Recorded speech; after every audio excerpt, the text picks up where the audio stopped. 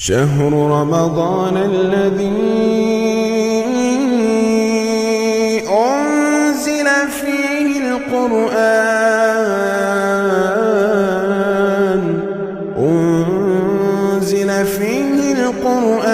هدى للناس وبينات من الهدى والفرقان. السلام علیکم ورحمۃ اللہ وبرکاتہ. ان الحمد للہ نحمده ونستعینه ونستغفره ونعوذ باللہ من شرور انفسنا ومن سیئات اعمالنا. من يهده الله فلا مضل له ومن يضلل فلا هادي له. واشهد ان لا اله الا الله واشهد ان محمدا عبده ورسوله. اعوذ باللہ من الشیطان الرجیم.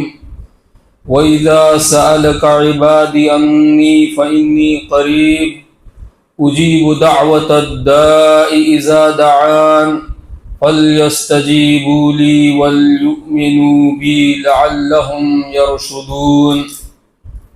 معزز اسلامی بچوں، نوجوانوں اور بزرگوں، خواتین اسلام،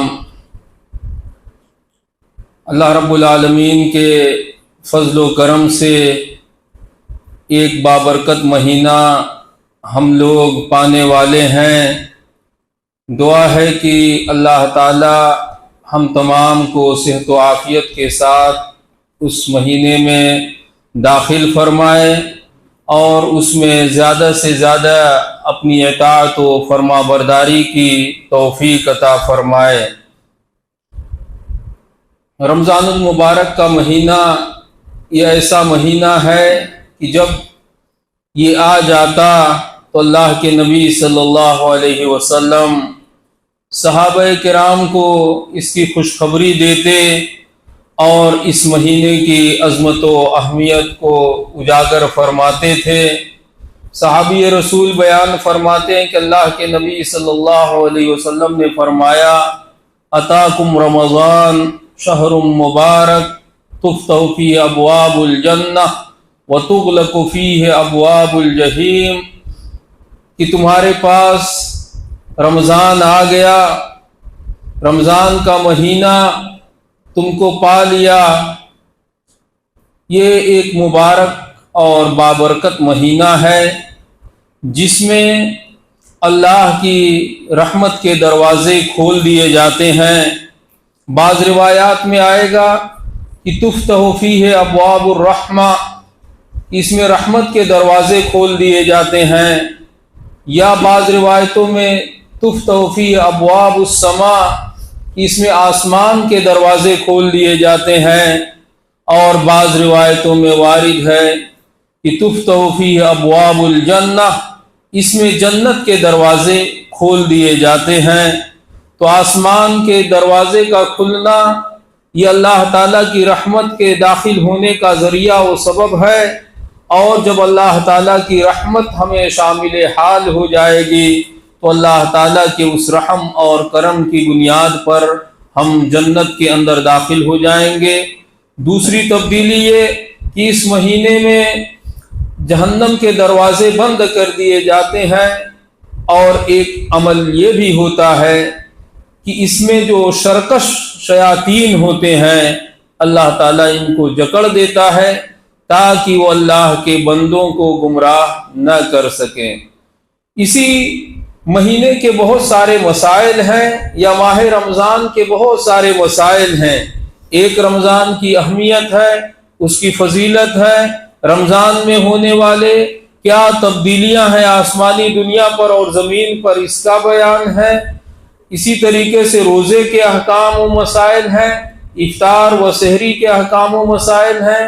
روزہ رکھنے والے کو کن چیزوں سے بچنا چاہیے اور کن چیزوں کو کرنا چاہیے، روزے کو توڑنے والی کون سی چیزیں ہیں، روزے میں مباح امور کون سے ہیں، افطار کے کیا مسائل ہیں. یہ تمام بہت ساری عبادتیں اس مہینے میں جمع ہو جاتی ہیں.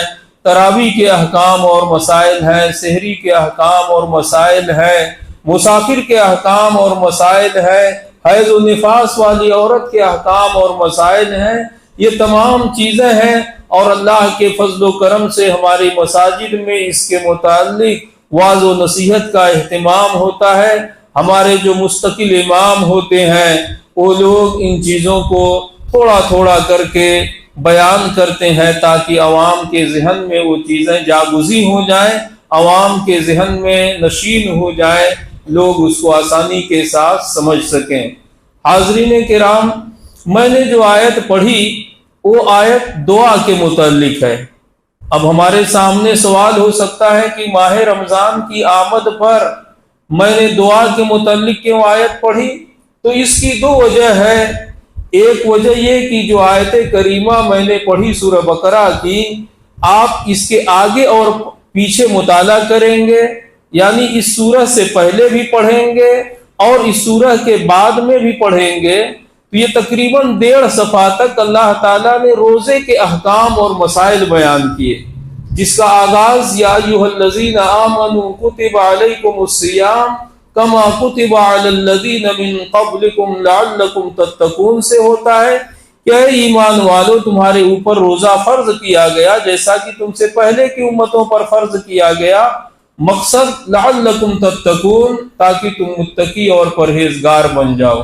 یہاں سے شروع ہوتا ہے اور اس کا خاتمہ اعتکاف کے مسائل پر ہوتا ہے کہ جب تم مساجد میں اعتکاف کیے ہیں تو ان سے عورتوں سے مباشرت نہ کرو۔ اب شروع میں رمضان کی فرضیت کا اللہ نے تذکرہ کیا، پھر رمضان کی چیزوں کو بیان کیا، اور آخر میں بھی رمضان ہی سے متعلق ایک اعتکاف کی چیز کو بیان کیا۔ درمیان میں اس آیت کو لائے کہ وَإِذَا سَأَلَكَ عِبَادِي عَنِّي فَإِنِّي قَرِيبٌ أُجِيبُ دَعْوَةَ الدَّاعِ إِذَا دَعَانِ فَلْيَسْتَجِيبُوا لِي وَلْيُؤْمِنُوا بِي لَعَلَّهُمْ يَرْشُدُونَ، کہ اے نبی، جب آپ سے میرے بندے میرے متعلق سوال کریں، وَإِذَا سَأَلَكَ عِبَادِي عَنِّي، کہ اے نبی جب آپ سے میرے متعلق میرے بندے سوال کریں، فَإِنِّي قَرِيبٌ، تو اللہ نے بیچ کا واسطہ آپ کہہ دیں کو حذف کر کے کہا کہ بے شک میں بہت زیادہ قریب ہوں۔ اجیب دعوت الداعی، میں پکارنے والے کی پکار کو، دعا کرنے والے کی دعا کو قبول کرتا ہوں، اذا دعان، جب وہ مجھ کو پکارتا ہے، مجھ سے دعا کرتا ہے۔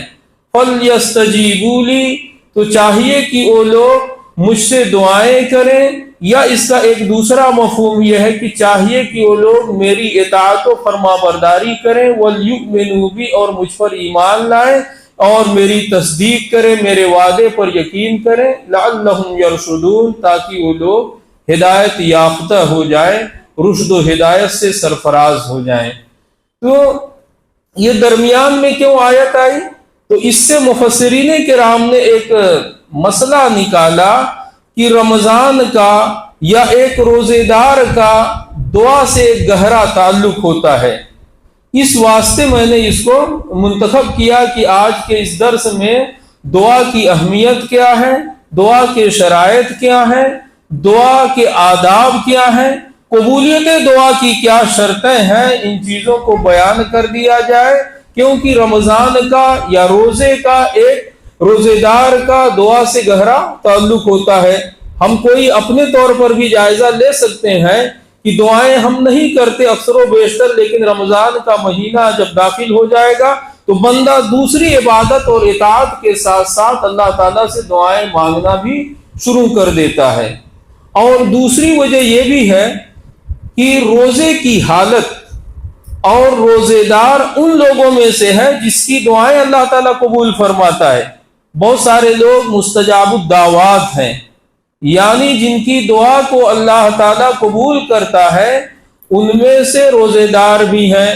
اللہ کے نبی صلی اللہ علیہ وسلم نے ایک حدیث کے اندر بیان فرمایا، ثلاث لا ترد دعوتهم دعوت الوالد لولده، دعوت الصائم ودعوت المسافر، کہ 3 قسم کے لوگ ہیں جن کی دعائیں اللہ تعالیٰ رد نہیں کرتا ہے۔ اس حدیث میں اللہ کے نبی صلی اللہ علیہ وسلم نے 3 لوگوں کا تذکرہ کیا۔ اس نے فرمایا کہ ایک والد کی دعا اولاد کے حق میں، والد ہیں اپنے اولاد کے حق میں دعا کریں تو اللہ تعالیٰ اس کو زیادہ قبول کرتا ہے۔ اسی طریقے سے مسافر کی دعا، بعض روایتوں میں آئے گا کہ مظلوم کی دعا، جس پر ظلم ہوتا ہے اس کی دعا، اور ایک تیسرا جس کی تذکرہ اللہ کے نبی صلی اللہ علیہ وسلم نے فرمایا دعوت الصائم، روزے دار کی دعا۔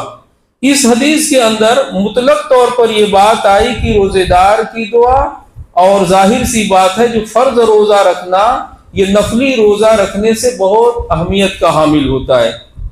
یہاں ایک چیز ہمارے ذہن میں بھی رہے کہ بعض روایتوں میں آئے گا کہ دعوت الصائم حین یفطر، روزے دار کی دعا جب وہ افطار کرتا ہے۔ تو اس سے بہت سارے لوگوں نے یہ بات کہی کہ روزے دار کی دعا کب قبول ہوتی ہے؟ افطار کے وقت قبول ہوتی ہے۔ لیکن علامہ محمد بن صالح العثیمین رحمہ اللہ یہ دونوں حدیثوں میں کے ایک کو مطلق کو دوسرے کے مقید سے خاص نہیں کرتے کہ ایک میں آ گیا کہ روزے دار کی دعا اور ایک میں آ گیا کہ روزے دار کی دعا جب افطار کرتا ہے، بلکہ وہ بیان فرماتے ہیں کہ پورے روزے کی حالت یہ دعا کی قبولیت کی حالت ہوتی ہے۔ جب ہم روزے میں سے رہتے ہیں تو ان لوگوں میں سے ہوتے ہیں جن کی دعائیں اللہ تعالیٰ قبول کرتا ہے، جن کے تعلق سے امید ہوتی ہے کہ اللہ تعالیٰ ان کی دعا کو قبول فرما لے گا۔ یہ ایک پہلو ہو گیا، اور دوسرا یہ کہ قبولیت دعا کی تاکید ہو جاتی ہے افطار کے وقت میں، کہ جب افطار کا وقت قریب ہو جاتا ہے تو اس وقت اللہ تعالیٰ اور زیادہ دعاؤں کو قبول فرماتا ہے۔ اس لیے آپ صحابہ کے عمل میں سے عبداللہ ابن مسعود رضی اللہ عنہ کے متعلق آتا ہے کہ عبداللہ ابن مسعود رضی اللہ عنہ جب افطار کا وقت قریب ہو جاتا تو اپنے اہل و عیال کو جمع کر دیتے، اکٹھا کر دیتے اور دعا کرتے تھے۔ آج ہمارا بھی عمل یہ ہونا چاہیے کہ عام روزے کی حالت میں جو صبح سے غروب آفتاب تک ہے، صبح صادق سے غروب آفتاب تک کا وقت ہے، اس میں اللہ تعالیٰ توفیق دے دعا کریں اور دعا کرنے کی کوشش بھی کریں۔ اور دوسرا خاص کر کے افطار کے قریب دعا اللہ تعالیٰ سے زیادہ کرنی چاہیے۔ اس کو علامہ محمد بن صالح العثیمین رحمہ اللہ نے بیان کیا، اس لیے ہم پر بھی ہے کہ اس پر عمل کرنا چاہیے۔ ایسا نہ ہو کہ عام طور سے مرد آخری وقت میں چیزوں کو بازار سے خرید کے لانے میں مشغول ہو جاتے ہیں، عورتیں کھانے پینے کی چیزیں تیار کرنے میں مشغول ہو جاتی ہیں، یہاں تک کہ بہت ساری جگہوں پہ دیکھا جاتا ہے کہ بالکل 1 منٹ آدھا منٹ بچا تو لوگ دوڑ کر آنا شروع ہوتے کہ گھر میں افطار کریں، یا جہاں پر عام طور سے مساجد میں انتظام ہوتا ہے تو مسجد کے اندر رخ کرتے ہیں۔ بھائی 5 منٹ 10 منٹ پہلے آ جائیں، اس میں بہت ساری دعائیں آپ کر لیں گے۔ 30 دن کا یہ موقع ہے، اگر فرد کا صرف اعتبار کریں تو 5 منٹ صرف دعا کریں تو یہ کتنے ہو جائیں گے؟ 2-3 گھنٹے کا تقریباً وقت ہو جائے گا، آپ اللہ تعالیٰ سے دعا کرنا شروع کر لیں گے۔ اس وجہ سے میں نے دعا کی چیز کو انتخاب کیا کہ اللہ تعالیٰ نے رمضان کے مسائل میں دعا کرنے کا حکم دیا، اور نبی صلی اللہ علیہ وسلم نے یہ روزے دار کے تعلق سے فرمایا کہ اللہ تعالیٰ اس کی دعا کو قبول فرماتا ہے۔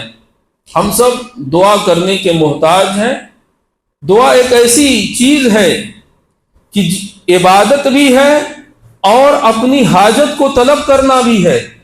جب ہم اللہ تعالیٰ سے دعا کرتے ہیں تو اس میں 2 چیزیں ہوتی ہیں، گویا ہم اللہ تعالیٰ کی عبادت بھی کر رہے ہیں اور اپنی ضرورت اور حاجت کو اللہ تعالیٰ سے طلب بھی کر رہے ہیں، اور اللہ تعالیٰ نے دعا کو عبادت قرار دیا ہے۔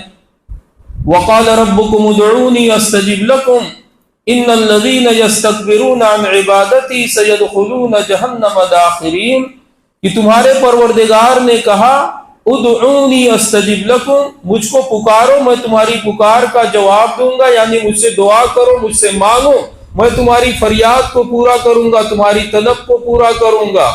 ان الذین یستکبرون عن عبادتی، جو لوگ میری عبادت سے تکبر کرتے ہیں، استکبار کرتے ہیں، سیدخلون جہنم داخرین، تو عنقریب وہ ذلیل اور رسوا ہو کے جہنم میں داخل کر دیے جائیں گے، یا ذلیل و رسوائی کی حالت، ذلت و رسوائی کی حالت میں جہنم کے اندر داخل ہوں گے۔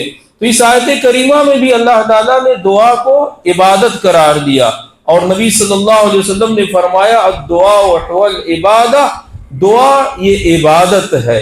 بعض حدیثوں میں اللہ کے نبی صلی اللہ علیہ وسلم نے فرمایا کہ دعا اللہ کی نظر میں بڑی ہی مکرم، باعزت اور شریف عبادت اور اطاعت و فرما برداری ہوتی ہے۔ تو اس سے ہم دعا کی اہمیت کا اندازہ لگا سکتے ہیں۔ ان بنیادی باتوں کے بعد ہمارے سامنے یہ سوال ہوتا ہے کہ اللہ تعالیٰ نے ہم کو دعا کرنے کا حکم دیا، قبولیت دعا کا وعدہ فرمایا، تو ہم کن چیزوں کا پاس اور لحاظ رکھ کے اللہ تعالیٰ سے دعا کریں؟ تو دعا کرنے میں اس کے چند شرائط ہیں، ان شرائط کو پورا کرنا ضروری ہے۔ اگر ہم ان شرائط کو پورا نہیں کریں گے تو ہماری دعائیں اللہ تعالیٰ قبول نہیں فرمائے گا۔ تو سب سے پہلی شرط، یعنی دعا کے قبول ہونے میں سب سے پہلی شرط یہ ہے کہ اخلاص ہونا چاہیے۔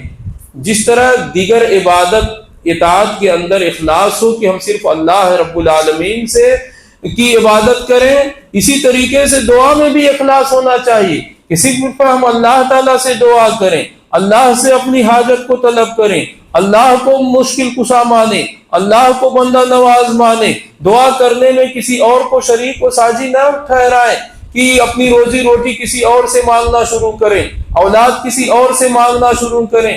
دعا کے اندر اخلاص کا یہی مطلب ہے کہ اپنی حاجت اور ضرورت صرف اللہ رب العالمین سے طلب کریں، اللہ کے علاوہ کسی اور سے اپنی حاجت و ضرورت کو طلب نہ کریں۔ اللہ رب العالمین نے فرمایا هو الحی لا الہ الا هو فدعوه مخلصین لہ الدین، کہ اللہ تعالی حی ہے، اس کی ایک صفت حی بیان کیا کہ اللہ تعالی حی ہے، فدعوه مخلصین، اس کے علاوہ کوئی شریک اور ساجی نہیں، فدعوه مخلصین لہ الدین، اللہ کو پکارو دین کو اس کے لیے خالص کرتے ہوئے، یعنی صرف اللہ تعالیٰ ہی سے کو پکارو، اسی سے اپنی حاجت طلب کرو، صرف اسی کی عبادت کرو، اس کے علاوہ کسی اور کو شریک و ساجی نہ ٹھہراؤ۔ یہ مسئلہ تو اتنا اہم ہے کہ اللہ کے نبی صلی اللہ علیہ وسلم ایک بچے کو بھی یہ بات سکھلا دیتے۔ آپ نے عبداللہ ابن عباس رضی اللہ عنہ جب بچے تھے تو ان کو بھی سکھا دیا کہ اے بچے، اذا سألت فاسأل اللہ وَإِذَا اسْتَعَنْتَ فَاسْتَعِنْ بِاللَّهِ، کہ جب تم سوال کرو مانگو تو اللہ سے مانگو، اور مدد طلب کرو تو اللہ تعالیٰ سے مدد طلب کرو۔ تو یہ دعا کے قبول ہونے کی جو شرطیں ہیں اس میں پہلی شرط یہی ہے کہ اخلاص ہونا چاہیے۔ دوسری شرط یہ بھی کافی اہم ہے، وہ یہ ہے کہ بندے کا کھانا پینا رزق حلال ہونا چاہیے، اس کا لباس، اس کا طعام و شراب، یہ تمام کی تمام چیزیں حلال کمائی سے ہونی چاہیے۔ اگر ایک آدمی حرام کمائی استعمال کرتا ہے، حرام کما کر کپڑے پہنے ہوا ہے، حرام غذا اپنے پیٹ میں داخل کرتا ہے تو اللہ تعالیٰ اس کی دعا قبول نہیں کرتا۔ صحیح مسلم کی بڑی مشہور و معروف حدیث ہے کہ اللہ کے نبی صلی اللہ علیہ وسلم نے فرمایا ان اللہ طیب لا يقبل الا طیبا وَإِنَّ اللَّهَ أَمَرَ الْمُؤْمِنِينَ بِمَا أَمَرَ بِهِ الْمُرْسَلِينَ، کہ بے شک اللہ تعالیٰ پاکیزہ ہے، طیب ہے، اور پاکیزہ چیز ہی کو قبول کرتا ہے۔ اللہ نے مومنین کو اسی بات کا حکم دیا جس بات کا اپنے رسولوں اور پیغمبروں کو اللہ تعالیٰ نے حکم دیا۔ اللہ کے نبی صلی اللہ علیہ وسلم نے قرآن کریم کی آیت پڑھی کہ اللہ رب العالمین نے فرمایا یا ایھا الرسل کلوا من طیبات ما یا ایھا الرسل کلوا من الطیبات واعملوا صالحا انی بما تعملون علیم، کہ اے پیغمبروں تم لوگ پاکیزہ رزق کھاؤ، جو پاکیزہ اور حلال رزق ہم نے دیا ہے اس کو کھاؤ، واعملوا صالحا، پاکیزہ رزق کھاؤ اور نیک عمل کرو، انی بما تعملون علیم، بے شک جو کچھ تم عمل کرتے ہو اس کو میں جانتا ہوں، میں اس کے متعلق علیم ہوں۔ نبیوں کو اللہ نے یہ خطاب کیا، اس کے بعد مومنین کو خطاب کرتے ہوئے اللہ تعالیٰ نے فرمایا یا ایھا الذین آمنوا کلوا من طیبات ما رزقناکم، کہ اے ایمان والو وہ پاکیزہ رزق کھاؤ جو ہم نے تم کو دیا ہے، جو پاکیزہ رزق ہم نے دیا اس میں سے تم لوگ کھاؤ اور میرا شکریہ ادا کرو۔ یہ اللہ تعالیٰ نے دونوں جگہ نبیوں کو بھی اسی چیز کا حکم دیا، کس بات کا نبیوں کو حکم دیا کہ پاکیزہ رزق کھاؤ اور صالح عمل کرو، اور نبیوں کے متبعین مومنین کو بھی اللہ تعالیٰ نے پاکیزہ رزق کھانے کا حکم دیا۔ اس کے بعد اللہ کے نبی صلی اللہ علیہ وسلم نے فرمایا کہ ایک آدمی بڑا لمبا سفر کرتا ہے، لمبا سفر کرنے کی وجہ سے اشعث اغبر، غبار آلود ہو جاتا ہے، اس کے بال منتشر اور بکھر جاتے ہیں۔ یمد یدیہ، اپنے ہاتھ کو اٹھاتا ہے، اٹھانے کے بعد یا ربی کہ اے میرے پروردگار، اے میرے پروردگار، یہ صدا لگانا شروع کرتا ہے۔ اللہ کے نبی صلی اللہ علیہ وسلم نے فرمایا وَمَطْعَمُهُ حرام وَمَلْبَسُهُ حرام وَغُذِّيَ بِالْحَرام فَأَنَّىٰ يُسْتَجَابُ لَهُ، کہ اللہ سے سفر کی حالت میں، مسافر کی حالت بھی قبولیت دعا کی حالتوں میں سے ہے۔ لمبا سفر ہے، ایک مشقت و پریشانی بھرا سفر ہے، اس کی کیفیت یہ ہو جاتی ہے، پھر ہاتھ اٹھا کے دعا کرتا ہے، یہ بھی قبولیت اسباب کے میں سے یہ ہے۔ یا ربی کہتا ہے، اللہ کے صفت ربوبیت کا واسطہ دیتا ہے، یہ بھی اسباب میں سے ایک سبب ہے دعا کی قبولیت کا۔ ان تمام چیزوں کے اکٹھا ہونے کے بعد بھی نبی صلی اللہ علیہ وسلم نے فرمایا کہ اس کی دعا کیسے قبول کی جائے گی، اس کی حالت و کیفیت یہ ہے کہ اس کا کھانا بھی حرام، اس کا پینا بھی حرام، اور اس کو جو غذائیں دی گئی وہ بھی حرام غذا ہے، تو اللہ تعالیٰ اس کی دعا کو کیسے قبول کرے گا؟ تو یہ بہت ہی اہم چیز ہے۔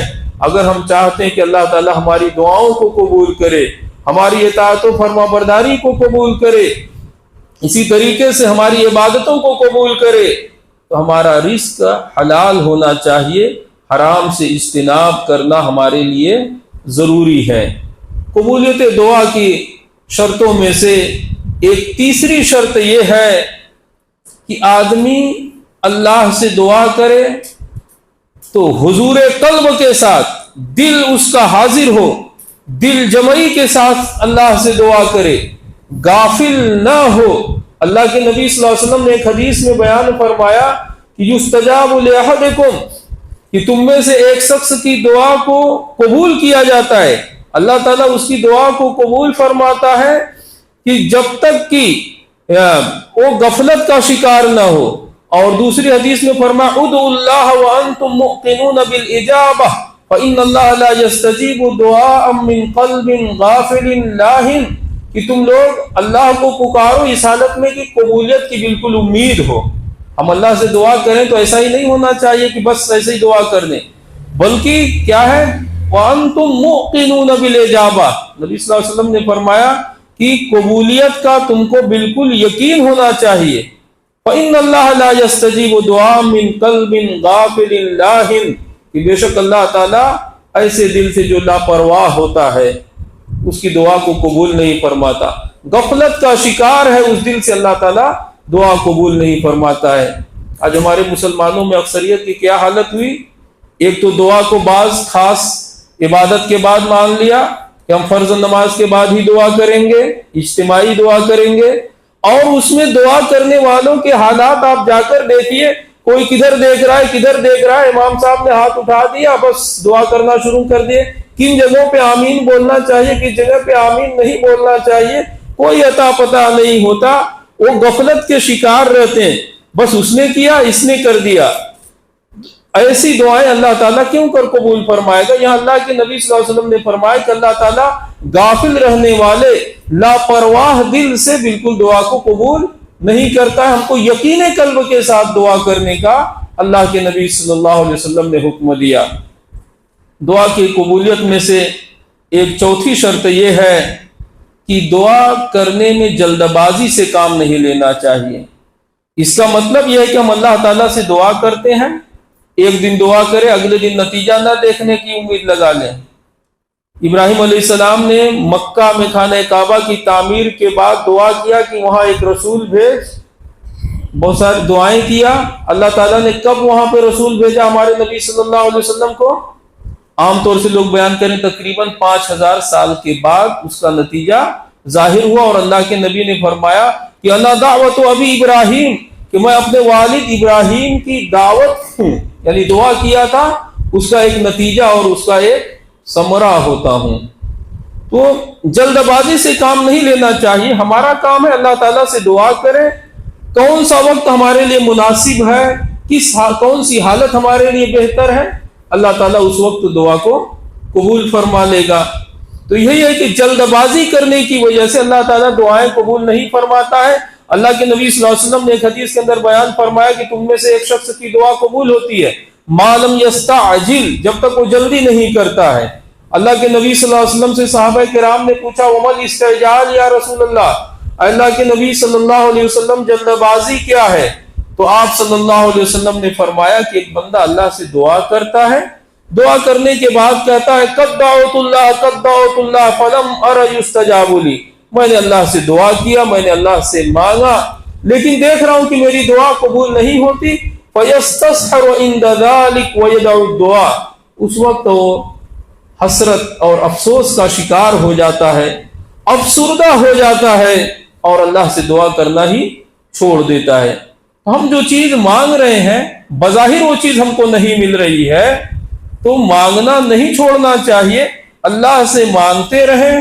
دعا کی قبولیت کی کئی شکلیں ہیں، میں جو آگے انشاءاللہ بیان کروں گا، ان شکلوں میں سے کسی نہ کسی شکل میں ہماری دعائیں ضرور قبول ہوتی ہیں۔ تو یہ دعا کی قبولیت کے شرائط میں بیان کر رہا تھا۔ پہلی شرط یہ ہے کہ دعا میں اخلاص ہونا چاہیے، دوسری شرط یہ ہے کہ دعا کرنے والے کا رزق حلال ہونا چاہیے، حرام سے بچنا چاہیے، تیسری شرط یہ ہے کہ یقین قلب کے ساتھ، یقین کے ساتھ اللہ سے دعا کرنی چاہیے، غفلت اور لاپرواہی کا شکار نہیں ہونا چاہیے، چوتھی شرط یہ ہے کہ جلد بازی سے کام نہیں لینا چاہیے، اور پانچویں شرط یہ ہے کہ دعا کرنے والا گناہ اور رشتہ داری کے ختم ہونے کی دعا نہ کرے۔ یہ بھی اللہ کے نبی صلی اللہ علیہ وسلم نے فرمایا کہ کوئی بندہ اگر گناہ کی دعا کرتا ہے یا رشتہ داری کے ختم ہونے کی، تعلقات منقطع ہونے کی دعا کرتا ہے تو اللہ تعالیٰ اس کو بھی قبول نہیں فرماتا ہے۔ اسی میں ایک چھٹی شرط کا اضافہ کیا جا سکتا ہے۔ چھٹی شرط یہ ہے کہ امر بالمعروف والنہی عن المنکر کا فریضہ بھی انجام دینا چاہیے۔ یہ دعا کی قبولیت میں بہت اہم تاثیر ہے۔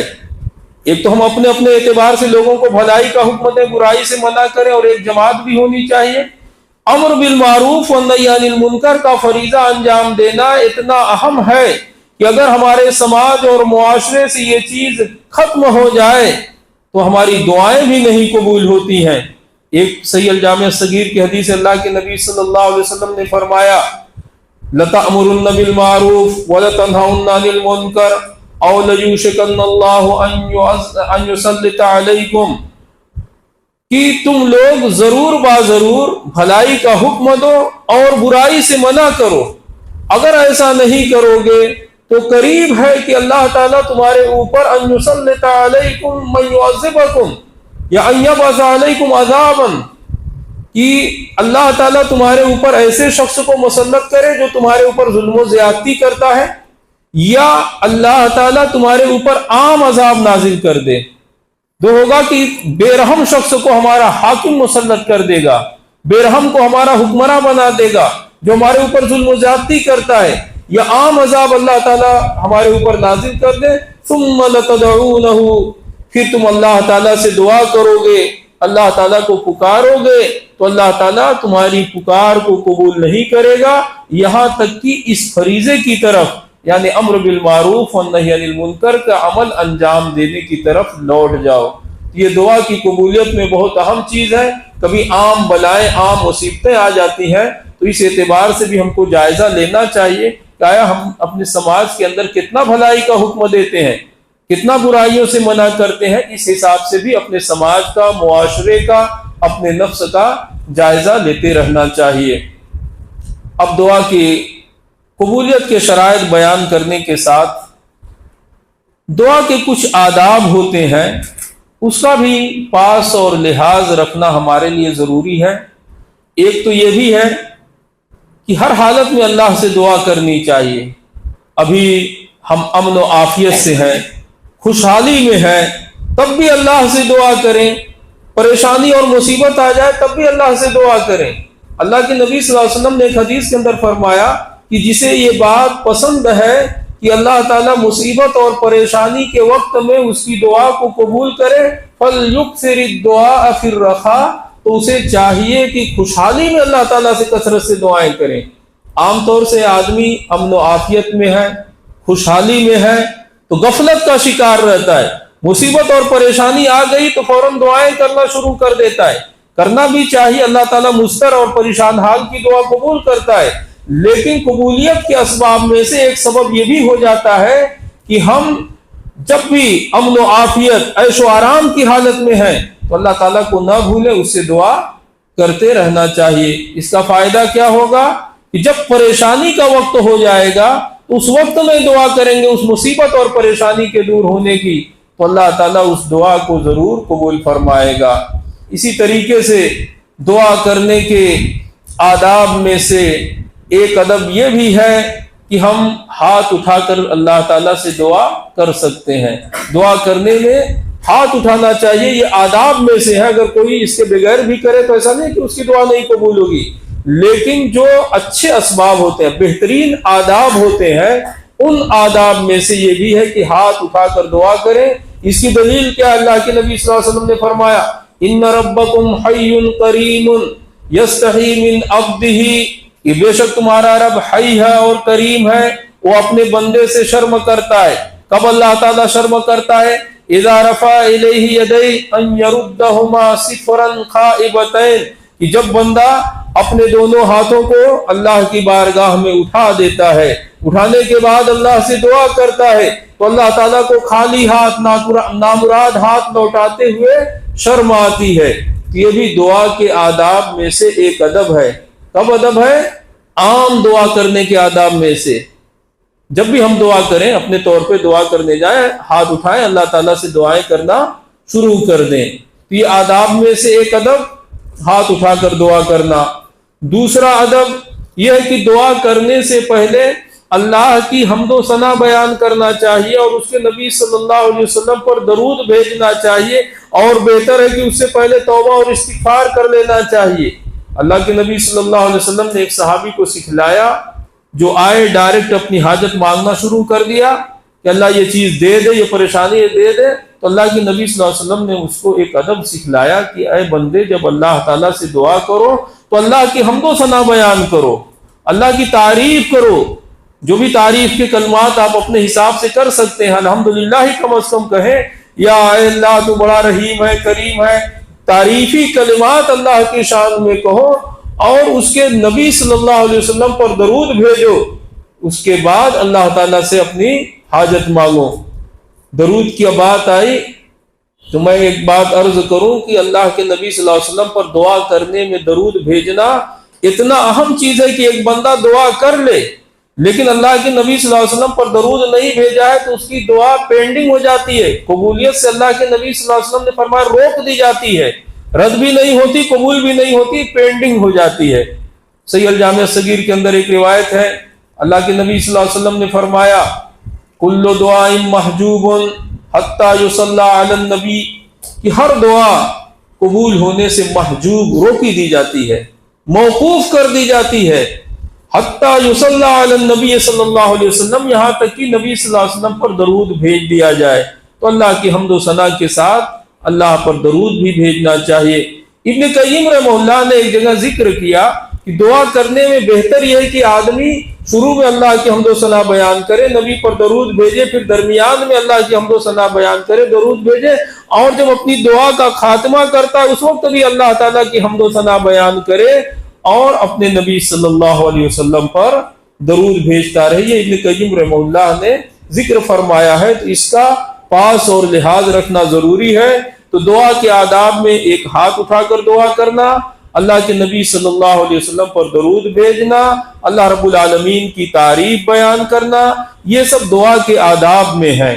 اور اسی طریقے سے دعا کے آداب میں یہ ہے کہ آدمی طہارت کی حالت میں ہو، باوضو ہو، بے وضو بھی دعا کرے، کوئی بات نہیں، لیکن یہ بہتر ہے، اچھے آداب میں سے ہے کہ آدمی باوضو ہو، کامل طہارت کی حالت میں ہو اور اللہ تعالیٰ سے دعا کرے۔ مسئلے معلوم ہوں گے کہ اللہ کے نبی صلی اللہ علیہ وسلم کو کسی نے سلام کر دیا اور آپ صلی اللہ علیہ وسلم نے جواب نہیں دیا، بعد میں جواب دیا اور فرمایا کہ میں بے وضو تھا، تیمم کرنے کے بعد آپ صلی اللہ علیہ وسلم نے جواب دیا، یا وضو کر لینے کے بعد جواب دیا۔ یہ سلام بھی ایک طریقے سے دعا ہوتی ہے جس میں سلامتی کی ہم دعا کرتے ہیں۔ تو اس سے علماء نے بیان کیا کہ بہتر ہے، اچھا ہے کہ آدمی کامل طہارت کی حالت میں ہو اور اللہ تعالیٰ سے دعا کرے۔ اسی طریقے سے دعا کرنے میں اللہ تعالیٰ کے اسماء و صفات کا واسطہ دینا چاہیے۔ ہم اللہ تعالیٰ سے دعا کر رہے ہیں، اگر رزق مانگ رہے ہیں تو اللہ تو رازق ہے، رزاق ہے، تو فتاح ہے، تو کریم ہے، حی ہے، ذو القوت المتین ہے، یا ذل جلال والاکرام ہے. ان تمام چیزوں کا واسطہ دینا چاہیے، اللہ تعالیٰ کے اسماء و صفات کا وسیلہ اختیار کرنا چاہیے. وَلِلَّهِ الْأَسْمَاءُ الْحُسْنَى فَادْعُوهُ بِهَا، کہ اللہ تعالیٰ کے اچھے اچھے نام ہیں، ان ناموں کے ذریعے سے اللہ تعالیٰ کو پکارو. تو اللہ کے اسماء و صفات کا واسطہ لینا یہ بھی دعا کے آداب میں سے ایک بہتر ادب ہے. اور اسی طریقے سے دعا کے آداب میں ایک انسان اپنے نیک کاموں کا بھی وسیلہ لے سکتا ہے. جیسا کہ آپ حضرات 3 لوگ جو غار میں پھنس گئے تھے، انہوں نے اپنے صالح اعمال کا وسیلہ لیا، اس کو جانتے ہیں. اسی طریقے سے دعا کے آداب میں سے ایک ادب یہ بھی ہے کہ آپ کسی بھی رخ دعا کر سکتے ہیں، لیکن بہتر یہ ہے کہ قبلے کا استقبال کر لیں. استسقاء کے موقع پر اللہ کے نبی صلی اللہ علیہ وسلم نے دعا کیا تو قبلے کا استقبال کر کے دعا کیا، اور بغیر استقبال کے بھی دعا کر سکتے ہیں. نبی صلی اللہ علیہ وسلم خطبہ دے رہے ہیں، صحابی آ کے اپنی ضرورت کو پیش کیا تو آپ صلی اللہ علیہ وسلم نے اسی رخ پر دعائیں فرما دیا. لیکن یہ بہتر چیزوں میں سے ہوتا ہے کہ استقبال کر لیا کریں. دعا کے ادب میں سے ایک ادب یہ بھی ہے کہ بار بار ریپیٹ کر کے دعا کرنی چاہیے. 3 مرتبہ دوہرا سکتے ہیں آپ دعائیں کرنے میں. ایک ہی چیز کر رہے ہیں اس کو 3 بار اعادہ کر لیں، جیسا کہ عائشہ رضی اللہ عنہا اللہ کے نبی صلی اللہ علیہ وسلم سے فرماتی ہیں، اور یہ صحیح مسلم کی روایت ہے کہ نبی صلی اللہ علیہ وسلم اذا دعا کرر، کہ اللہ کے نبی صلی اللہ علیہ وسلم جب دعا کرتے کرر ثلاثا تو اس کو 3 مرتبہ دوہرا دیتے تھے. 3 بار دوہرا کر اللہ کے نبی صلی اللہ علیہ وسلم اللہ تعالیٰ سے دعا کرتے تھے. اور دعا کے اختتام پر آمین بھی کہنا یہ بھی اللہ کے نبی صلی اللہ علیہ وسلم سے ثابت ہے. سلسلۃ الصحیحہ کے اندر علامہ البانی رحمہ اللہ نے ایک روایت نقل کیا ہے. آپ کے ازواج میں سے ام سلمہ رضی اللہ عنہا بیان فرماتی ہیں کہ ان النبی صلی اللہ علیہ وسلم امن فی دعائہ، اللہ کے نبی صلی اللہ علیہ وسلم نے اپنی دعا میں آمین کہا. تو یہ دعا کے جو بہت سارے آداب ہیں، ان میں سے چند آداب کو میں نے آپ حضرات کے سامنے بیان فرمایا. کیونکہ وقت اختتام کا قریب ہو رہا ہے، اس لیے بہت ساری چیزیں اور بھی ہیں جن سے میں سرسری طور پر صرف بیان کر دینا چاہتا ہوں کہ دعا کرنے میں ایک اہم چیز یہ بھی ہے کہ ہم ایسے اوقات کا انتخاب کریں جن اوقات میں دعا کے قبول ہونے کا چانس اور امکان زیادہ ہوتا ہے. کون سی حالتیں جس میں دعائیں زیادہ قبول ہوتی ہیں؟ ایک تو روزے کی حالت گزر گئی، سفر کی حالت اس میں گزر چکی ہے. اسی طریقے سے بندہ سجدے کی حالت میں اپنے پروردگار سے سب سے زیادہ قریب ہوتا ہے. اس حالت میں تو خاص کر کے اللہ کے نبی صلی اللہ علیہ وسلم نے دعا کرنے کا حکم دیا. سجدے کی بہت ساری دعائیں ہیں، ہم اس میں پڑھیں، اور پڑھنے کے بعد جو بھی قرآن کریم میں دعائیں آئی ہیں اس کو بطور دعا یا نبی صلی اللہ علیہ وسلم کی دعائیں آئی ہیں ان دعاؤں کو آپ اس میں پڑھ سکتے ہیں. قرآن کریم کی تلاوت نہ کہیں سجدے میں، بلکہ دعا کے طور پر اس کو اللہ رب العالمین سے طلب کرنا شروع کر دیں. تو یہ سجدے کی حالت قبولیت دعا کی بہترین حالت ہوتی ہے.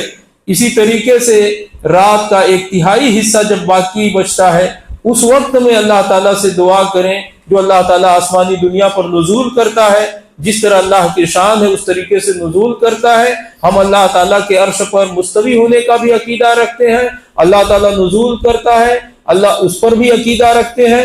کس طریقے سے اللہ نزول کرتا ہے، کس طریقے سے مستوی ہے، جیسی اللہ کی شان ہے اس طریقے سے اللہ کرتا ہے. اللہ کے اسماء و صفات کو مخلوقات سے کبھی تشبیہ نہیں دے سکتے، اس پر ٹیلی اور قیاس نہیں کر سکتے. تو رات کے آخری حصے میں اللہ تعالیٰ نزول فرمانے کے بعد کہتا ہے کون ہے جو مجھ سے مغفرت طلب کرے میں اس کو بخش دوں، کون ہے جو مجھ سے مانگے میں اس کو دوں، کون ہے مجھ سے جو سوال کرے میں اس کو عطا فرماؤں. تو یہ رات کے آخری حصے میں بھی دعا کا اہتمام ہونا چاہیے. اسی طریقے سے اذان کے اوقات میں دعا قبول ہوتی ہے. اذان اور اقامت کے درمیان جو وقفہ ہے یہ اور زیادہ قبولیت دعا کا وقفہ ہوتا ہے. اللہ کے نبی صلی اللہ علیہ وسلم نے فرمایا لا ترد الدعاء بین الاذان والاقامہ، اذان اور اقامت کے درمیان دعا رد نہیں ہوتی. تو صحابہ نے کہا کہ ہم کیا اللہ سے مانگیں؟ تو آپ صلی اللہ علیہ وسلم نے فرمایا صلی اللہ العفو والعافیہ، اللہ تعالیٰ سے عفو و عافیت کو طلب کرتے رہو۔ دعا کے قبولیت کے اوقات میں سے بارش نازل ہونے کا وقت ہے، یہ بھی دعا کے قبول ہونے کے اوقات میں سے ہے، اور بھی اس کے علاوہ بہت سارے اوقات ہیں، اس کے علاوہ بہت سارے ایسے لوگ ہیں جن کی دعائیں اللہ تعالیٰ زیادہ قبول فرماتا ہے۔ ان تمام چیزوں کا پاس اور لحاظ رکھ کے ہم کو اللہ تعالیٰ سے دعا کرنی چاہیے۔ اب آخری چیز بچتی ہے کہ دعائیں کن شکلوں میں قبول ہوتی ہیں۔ دیکھیے اللہ تعالیٰ نے وعدہ کیا ہے دعا کے قبول کرنے کا، پہلے حکم دیا اور اس کے بعد دعا کی قبولیت کا وعدہ کیا۔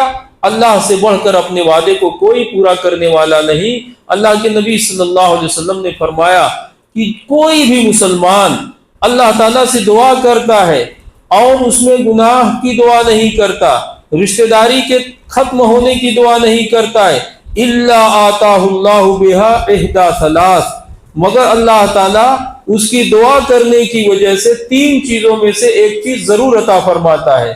اس لیے حافظ ابن حجر رحمہ اللہ نے فرمایا کہ کوئی دعا رد ہی نہیں ہوتی ہے۔ جب اللہ کے نبی نے فرمایا کہ 3 چیزوں میں سے اللہ تعالیٰ ایک چیز ضرور دیتا ہے تو اس میں دعا کے رد ہونے کا چانس ہی نہیں ہوتا۔ اب 3 چیزیں کون ہیں؟ اما ان یعجل له دعوته، نمبر 1 اللہ تعالیٰ جلد اس کی دعا کو قبول کر لیتا ہے۔